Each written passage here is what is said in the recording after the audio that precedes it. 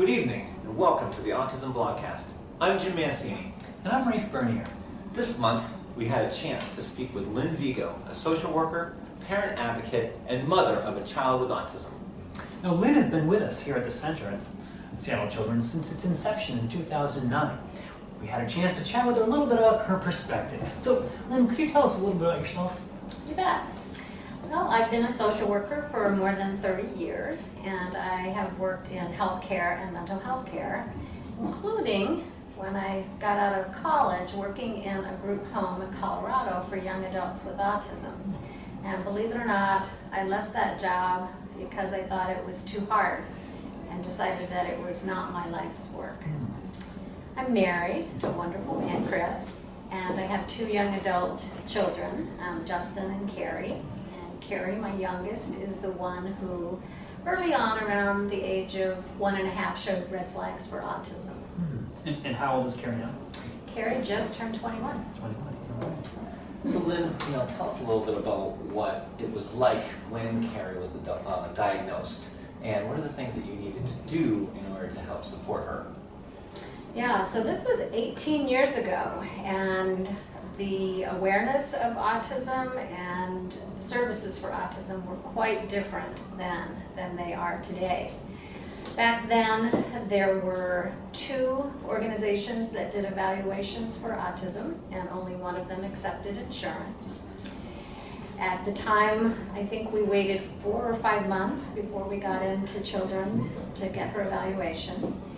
We were told that she had autism, and when I asked what services Children's provided, I was told none, and that the only recommendation that we got was for her to get speech therapy.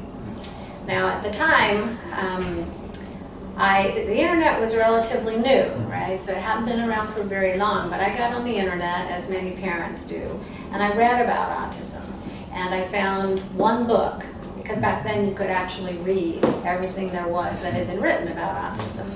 I read a book called Let Me Hear Your Voice, and it was about a mom who had 2 kids with autism, and using ABA, she essentially helped her kids to function at a level where they weren't considered to have autism anymore. And so I was deeply interested in ABA, but Children's didn't endorse ABA then. So I looked for an ABA provider, and there were 3 in the area, and got signed up with one of them, and we dove headfirst into doing ABA to try and help her. And we also got her into school, and got her into speech therapy and occupational therapy. But other than speech therapy, GI problems and sleep problems and sensory challenges were not considered to be common characteristics associated with autism. So it wasn't something that I pursued because of recommendations, but because those were big issues for her. And so I sought as best I could, and again, there were very few providers who knew anything about autism. There also was a belief back then that autism could be cured. And so there were organizations like Defeat Autism Now and Cure Autism Now. And so that was a stressful time, because we were under the impression that if we just worked hard enough, if we just tried enough things, we did a lot of biomedical treatments back then, that we could make autism go away. And we're disappointed, to say the least, when that wasn't the case. There were also very few supports for parents back then. There were no support groups, there were no educational offerings for parents, and so parents were not connected the way that they are today. Wow, so quite a few differences from then to now. I guess when you look nowadays, for you, what are the most kind of profound differences or changes, would you say, in terms of what was available then and what's available nowadays? So much, I think, has changed today. If anything, parents today can't begin to read everything that there is written about autism, because there's just so much. So they may, to some extent, have a bit of an opposite problem where they have to weed through so many different things that are written and suggested for autism. And so they might need some professional guidance to help them know what is best for their child, what is evidence-based.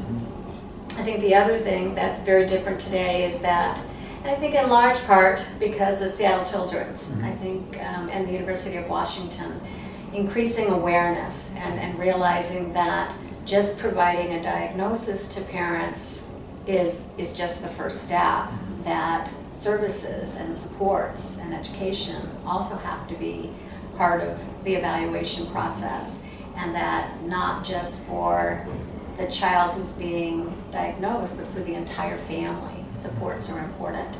And so I think many of the pioneers, Jim, you with your educational offerings for parents, and Katrina with support groups for parents, and Arzu with advocating for insurance coverage for autism, and Nikki with her Seattle Autism Moms. I think a lot of just very grassroots efforts and dedication to pull together the resources that did exist and then to grow them so that there were more offerings. And yet I'd say today, in spite of that, we still have a problem with access. We still have a challenge, even with insurance covering ABA today and more ABA providers and more speech therapists and whatever, parents still find themselves on waiting lists, and that continues to be a problem. Right. So, lots of changes since Carrie's first diagnosed to today. If you had a crystal ball, where do you see supports and services and sort of autism being in the future? I think the biggest change that I imagine is that for, at least in my lifetime with Carrie, the last couple of decades, there's been a great focus on children with autism. And I think what all of us are seeing is that those children with autism grow up to be adults with autism. And the adult service world is not ready for our young adults. The transition to adulthood, it has been much more challenging than I ever imagined it to be. And pediatric services have always been warm and fuzzy, and there's continuity to it. And the adult services that exist today, I think there's a lot to be learned about what autism is and what it looks like in adulthood, and what services need to continue into adulthood. So I think that's a big one. I think we have already and are going to continue to see a caregiver crisis in this area.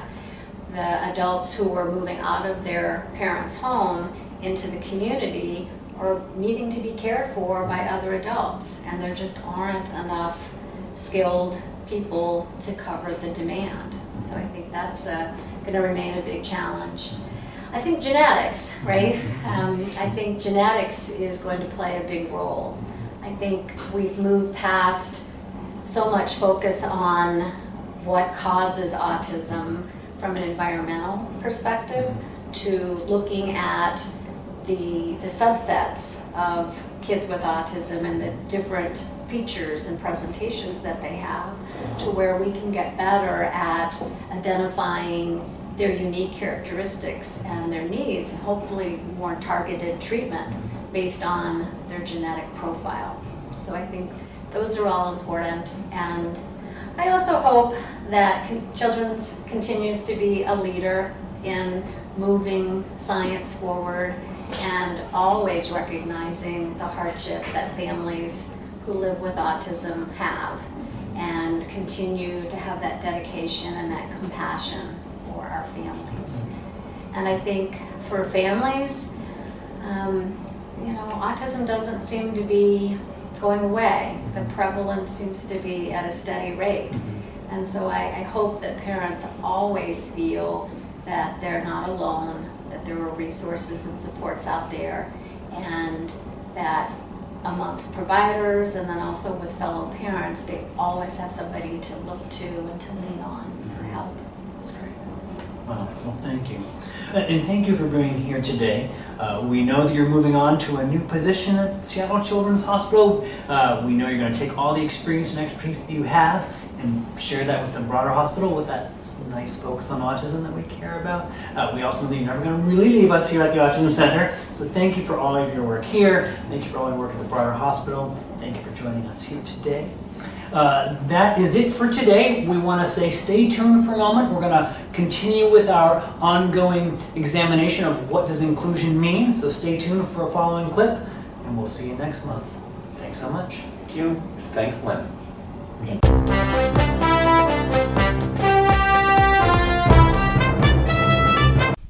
My thoughts about it is it doesn't matter what differences you have or what disabilities you have. We're all the same people. We're all one, conjoined together as one.